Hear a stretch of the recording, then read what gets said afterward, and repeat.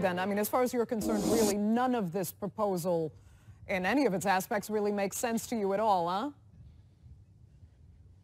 Of course not. Another year, another proposal, another discussion. It has nothing to do with the logic. Listen to the Polish people. Listen to the Polish government.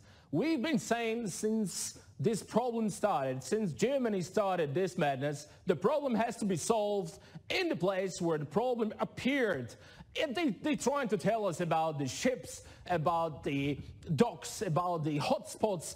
It's not about the way illegal immigrants, which some journalists and media are called refugees, are coming. They might coming with the private jets. They can afford it. Some of them, they can afford to come with the private planes.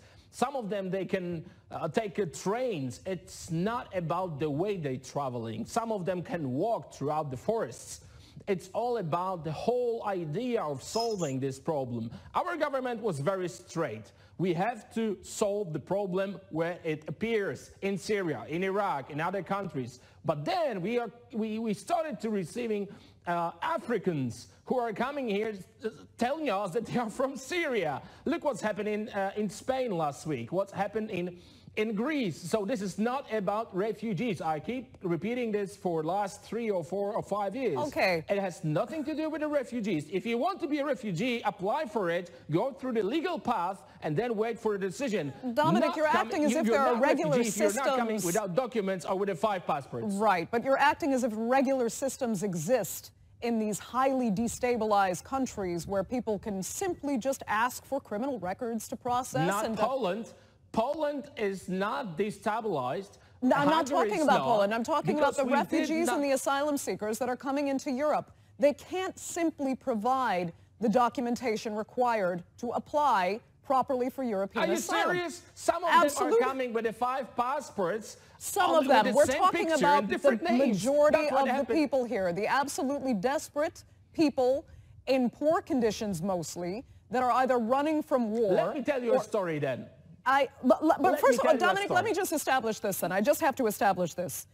Do you have any sympathy at all for the very desperate human beings who just want to lead a better and safer life like millions of Poles did under the Soviet Union? Millions of Poles that were trying to escape, that were running to the United States, for example. Similar conditions. Do you have any sympathy for the people in this crisis today? I'll answer your question, but before I'll answer your question about my love to the people, I'd like to ask you how many Poles blow themselves up in America or any other place in the world? How many? 0. I love my 0. Not even one Polish blew himself up because of his religion, because of his fantasy, because of his hatred, because of his religion. None. So that is the difference between Europeans, between Polish. Every single refugee and migrant of the thousands and thousands in this situation right now are the same as whatever terrorist might have attacked any site around the world. They're all the same. You compared Polish. No, I'm talking about people in desperate situations that are looking for a better life. They can apply. Just like Poles did during Soviet times. Not a problem at all. Everyone from around the world can apply for asylum seeker, for migration, for a permission to be in Poland or in Europe, but they have to apply. That's very simple.